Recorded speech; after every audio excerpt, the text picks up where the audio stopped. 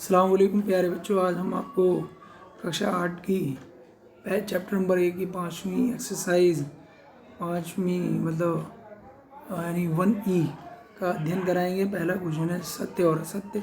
देखिए पहले क्वेश्चन के पहला पार्ट लिखा है 2/-5 का गुणा -3/4 में करें या फिर -3/4 का गुणा 2/-5 में करें। क्या ये सही है? सही होगा क्योंकि ये क्रमबद्ध में नियम का पालन कर रहा है, यानी a गुणा b बराबर होता है b गुणा a। संख्या के चिन्ह तो चेंज नहीं किए गए हैं, बदले नहीं गए हैं। अगर चिन्ह बदल दिए जाते तो मान अलग हो जाता।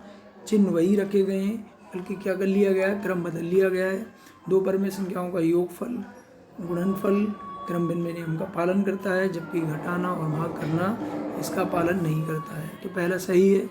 दूसरा देखिए -2/-3 गुणा 1/5 एक ब्रैकेट में रखी गई हैं, गुणा तीसरी संख्या अलग से लिखी गई है -2/7 बराबर होगा -2/-3 गुणा एक ब्रैकेट के अंदर ये दो संख्याएं लास्ट वाली लिखी गई हैं 1/5 गुणा -2/7।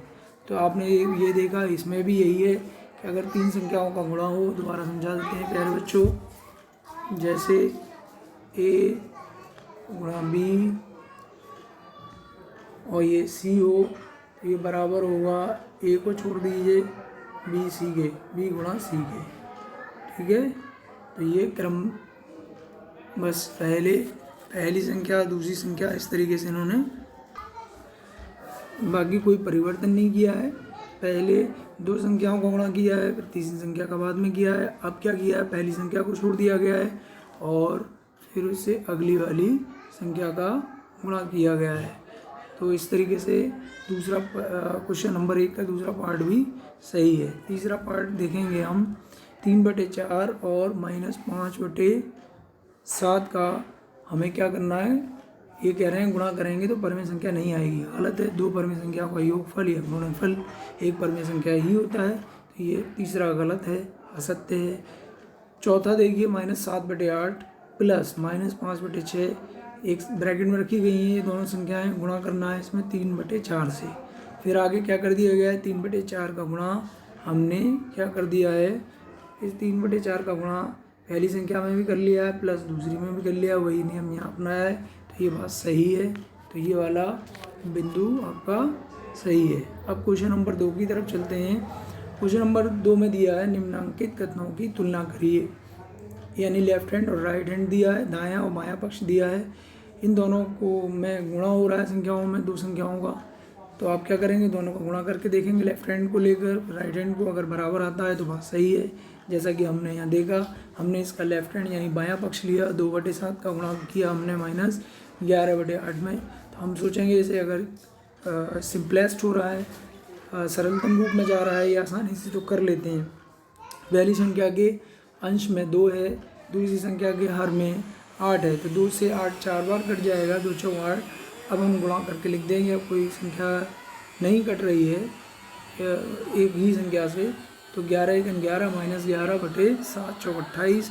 इसी तरीके से लेफ्ट हैंड को लेंगे, लेफ्ट हैंड में दिया है राइट हैंड को लेंगे, यानी दायां पक्ष -11/8 गुणा 2/7, 2 चौक 8 4 बार कट गया 8, फिर गुणा कर लिया -11 × 11 -11/7 चौक 28। तो आपने देखा लेफ्ट हैंड राइट हैंड दोनों बराबर, तो अतः कहा जा सकता है गुणा की प्रक्रिया से क्रिया से कि ये दोनों बराबर हैं।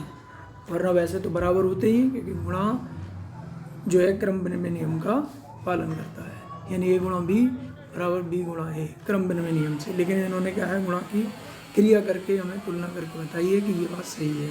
इसी प्रकार क्वेश्चन नंबर 2 दिया गया है, दूसरे का दूसरा पार्ट, दूसरे का तीसरा पार्ट। तो आपसे उम्मीद है आप यहाँ हमने हल कर दिया है, आप देखिएगा, समझिएगा और करिएगा। क्वेश्चन नंबर 3 खाली जगह की पूर्ति है। अपनी पुस्तक से देखते हुए खाली जगह को पूरा करेंगे, ये आपको हम होमवर्क में देते हैं और फिर हमें दिखाइएगा। जो सवाल समझ में नहीं आता है पूछ लीजिएगा। अब प्रश्न नंबर 4 है, जिसमें हमें दिया है सरल कीजिए। इसमें क्वेश्चन नंबर 4 में 2 सवाल हैं। तो पहला सवाल है -3 गुणा -10/9 गुणा 8/-5 गुणा -1/-6। तो आप इसको हम हल कर दें, -1/-6 माइनस कट जाएगा, ठीक है बेटा। उसके बाद आप देखेंगे दूसरी संख्या का जो हर है और तीसरी संख्या का अंश। दूसरी संख्या का हर 9 है, तीसरी संख्या का जो अंश है वो 18 है। हमने इन्हें 3 से काट दिया, 9 को 3 से काटा, 3 तिया 9 और 18 को काटेंगे, 3 छंग 18। ठीक, इस 6 से चौथी संख्या जो है उसके हर को काट देंगे। चौथी संख्या का हर 6 है, 6 एकन 6। अब यहाँ दूसरी संख्या के हर में 3 बचा, इस 3 का भाग पहली संख्या में जो -3 दिया है उसको काटेंगे, 1 आ जाएगा यानी -1। अब हमारे पास हर में कुछ नहीं बचा है, अंश में बचा है, जो बचा है -1 गुणा 2 गुणा 1 गुणा 1। तो करेंगे -2 गुणा। बच्चों क्वेश्चन नंबर 4 के दूसरे पार्ट की तरफ चलते हैं। -1 बटे -9 गुणा 3/20 गुणा -4 गुणा 6 बटे -5। इसको हमें सरल करना है, यानी इन चारों संख्याएं जो परमेय संख्याएं हैं इनका गुणा करके बताना है कि आंसर क्या आया। तो -1 बटे -9, माइनस से माइनस कट जाएगा तो प्लस की संख्या बन जाएगी 1 बटे 9 गुणा दूसरा पद है 3/20, ऐसे ही रहेगा। तीसरा पद दिया है -4 गुणा 6 बटे -5। ये -4 का माइनस और 6 बटे -5 का माइनस, दोनों माइनस कट जाएंगे। तीसरी और चौथी संख्या के माइनस प्लस हो जाएगा। अब क्या करेंगे आप, पहली संख्या में 1 बटे 9 है, दूसरी संख्या दी है 3/20। तो पहली संख्या का जो हर है वो 9 को हम दूसरी संख्या के अंश 3 से काटेंगे तो 3 तिया 9, 3 प्राप्त होगा और ऊपर 3 एकन 3 हो जाएगा। अब क्या किया जाएगा, हमने तीसरी जो संख्या है वो 4 है, 4 से दूसरी संख्या का जो हर है 20, 4 पंजे 20, 5 आ जाएगा, काट देंगे। इसके बाद हम क्या करेंगे, पहली संख्या में जो हमें हर में 3 बचा है उससे चौथी संख्या का जो अंश है 6 को काटेंगे, 3 दूनी 6, 2 मिलेगा।